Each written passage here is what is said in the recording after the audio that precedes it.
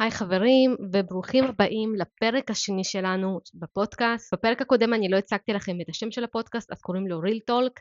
אז כל פעם שאתם רואים ככה בספוטיפיי, אל תשכחו להקליק ולשמוע על הפרקים הבאים שיהיו. אני רוצה לדבר איתכם היום על הנושא שהוא בעצם איך לזהות לקוחות שלא כדאי לכם לעסק שלכם. אז אתם צריכים לחשוב אם אותו ליד שמגיע לכם, אתם באמת רוצים להפוך אותו ללקוח הקבוע שלכם. לקח לי הרבה זמן להבין שאני בתור בעלת עסק יכולה להגיד לא לכל מיני לידים שמגיעים אליי. בהתחלה כל מי שהגיע אליי ליד, הייתה לי מטרה מאוד ברורה, וזה לסגור אותו. עכשיו, התפיסה הזאת הגיעה אליי בגלל שאני עבדתי תקופה מאוד ארוכה בעגלות, ובעגלות זה מחירות כמה שיותר, אז איפשהו זה נתקע לי כזה בראש, שאני חייבת לסגור כל מי שמגיע, לא משנה בכמה, אני חייבת לסגור אותו. המחשבה הזאת שאנחנו בוחרים את הלקוחות שלנו, זה כזה דעה, ברור שאנחנו בוחרים את הלקוחות שלנו, אבל לפעמים קשה לנו, לפחות לי, היה לי מאוד קשה להפנים את הדבר הזה, שאני באמת יכולה לבוא ולבחור איזה לקוח אני רוצה ואיזה לקוח אני לא רוצה. איפשהו הרגיש לי שלא באמת בתחילת הדרך, השליטה הייתה בידיים שלי. אבל עם הזמן, עם הניסיון ועם ההבנה שבאמת בסוף אני עובדת בעסק שלי, אני לא, אני לא הולכת לעבוד אצל מישהו ואין לי ברירה, אלא זה העסק שלי.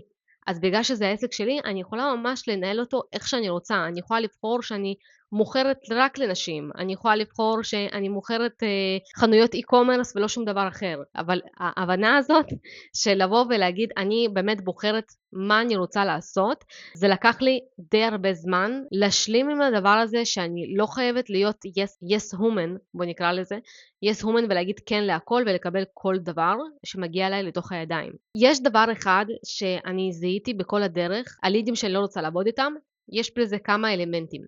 האלמנט הראשון זה שאם הליד מרגיש שהוא מעל לספק, אוקיי? זאת אומרת, הוא מרגיש שהוא יודע הכל, הוא פוסל כל דעה של הספק, הוא לא סומך עליו בשום צורה, הוא מרגיש שהוא יודע הכל, והוא רוצה להוביל את זה איך שהוא רוצה. במצב הזה אני באמת אומרת ללידים, כאילו, למה בחרת לעבוד איתי?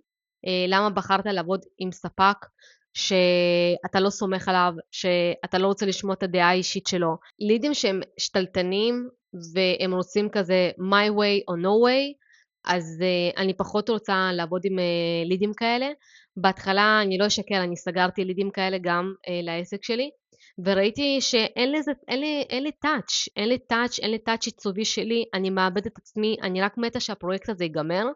אז באיזשהו שלב אני החלטתי עם עצמי שאם הליד שמגיע אליי לא סומך עליי, והוא לא רוצה, בוא נגיד ככה, לשמוע את הדעה שלי, הוא רוצה פשוט רובוט, והיום יש AI והוא יכול לעשות את זה מעולה, אז במקרה כזה, אין לי מה לעבוד איתו, כי אין לי פה שום מקצועיות שלי, ושום טאץ' שלי, ושום דבר. אז זה האלמנט הראשון שבעצם בצורה כזאת ישר ניקיתי את כל הלידים שנותנים לי להרגיש שאני לא מקצועית, לא סומכים עליי, ואני מאבדת את עצמי ורק מחכה שהפרויקט ייגמר. האלמנט השני זה שלידים שמגיעים אליי ואומרים לי, אני רוצה העתק הדבק, אני רוצה אתר כזה, ככה אני רוצה, אוקיי? במקרה כזה, לידים כאלה, אני לא אעבוד איתם, כי אני לא מתכוונת לבוא ולשכפל ולבנות להם אתר שהם ראו אצל הקולגה שלהם, כי בסופו של דבר, כל אתר שאני בונה, אני שמה אותו בתיק עבודות. אם אני הולכת לקחת פרויקט שאני מתה שהוא ייגמר, ורק לסיים איתו, ורק כסף, כסף, כסף, כסף, אני לא שם, אוקיי? אני לא במקום הזה, אני במקום ואני לא שקר, הייתי במקום הזה, הייתי במקום שלא אכפת לי, תביאו לי עבודה, אני אסיים אותה וזהו, ואני רוצה לצבור כמה שיותר ניסיון, אבל היום בסטטוס שלי, וגם אני יכולה להגיד לכם, גם אם הייתי רק בתחילת הדרך, הייתי רוצה לקחת דברים שאני גאה בהם, אוקיי? שאני יכולה לשים את זה בתיק עבודות שלי, ולהגיד וואי, אני עשיתי את זה.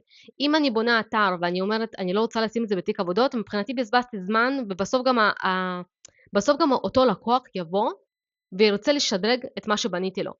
אז כאילו no win-win במצב הזה, אז מבחינתי אם מגיע אליי ליד שהוא רוצה לעשות העתק הדבק, הוא לא רוצה בכלל שום טאץ' עיצובי שלי, אני לא רוצה לשים דבר כזה בתוך התיק עבודות שלי, כי גם אני לא רוצה להיות מתיקנית. אם אני מרגישה שיש איזושהי השתלטנות מבחינת הליד, כל התנאי העבודה, אני מרגישה שהוא יותר מדי מעורב, בעניין הזה, איך אני צריכה לעבוד. לדוגמה, זה שיבוא אליי איזשהו ליד ויגיד, אני לא רוצה לעשות לך 3 פעימות, אני רוצה לעבוד רק לפי 5 פעימות. אני אשלם רק מתי שאני אראה את התוצאה, כי נכוויתי בעבר, והיה לי ליד שברח לי, אז בגלל זה אני לא רוצה לשלם לך 3 פעימות, אני מעדיף שתסיימי את הכל ואז אני אשלם לך, או שאני אשלם לך רק אחרי ככה.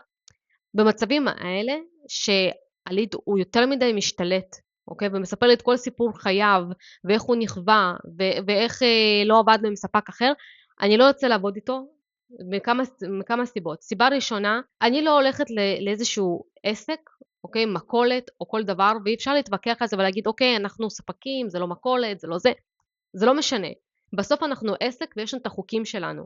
זה למה גם אני עשיתי מחירון אגב. עשיתי מחירון לבניית אתרים, אז גם אם יש לי איזשהו לקוח שמגיע אליי, אני שולחת לו איזשהו ליד שמגיע אליי, אני שולחת לו ישר את המחירון שלי. מבחינתי זה הכסף, זה הסכום וזהו, אוקיי?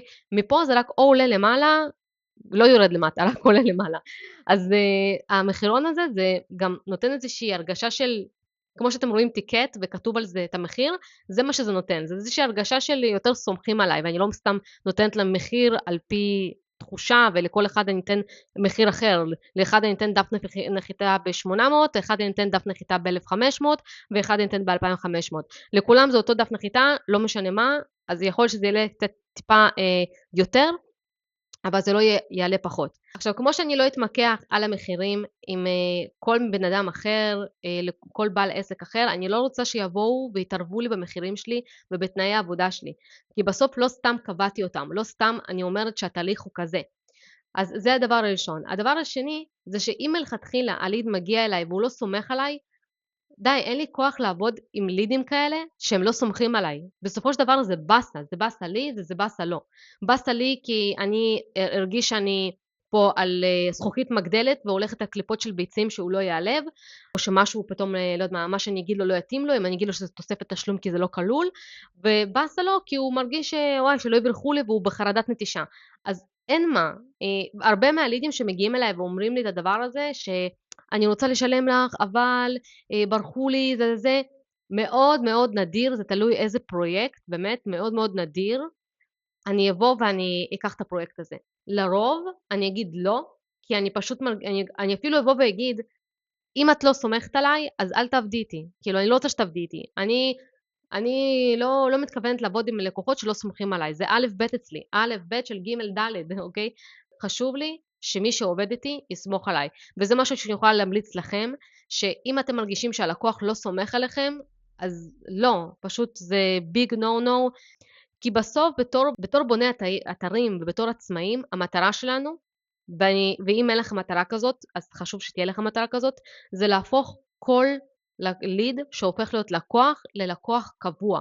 כי זה הכל טוב ויפה לבנות אתר תדמית או חנות e-commerce ולהגיד לו ביי, אבל אין לכם איזושהי יציבות. אז אם אתם רוצים יציבות, אתם צריכים לבוא ולהגיד לעצמכם, האם זה ליד שמגיע לעכשיו, שאני אהפוך אותו ללקוח?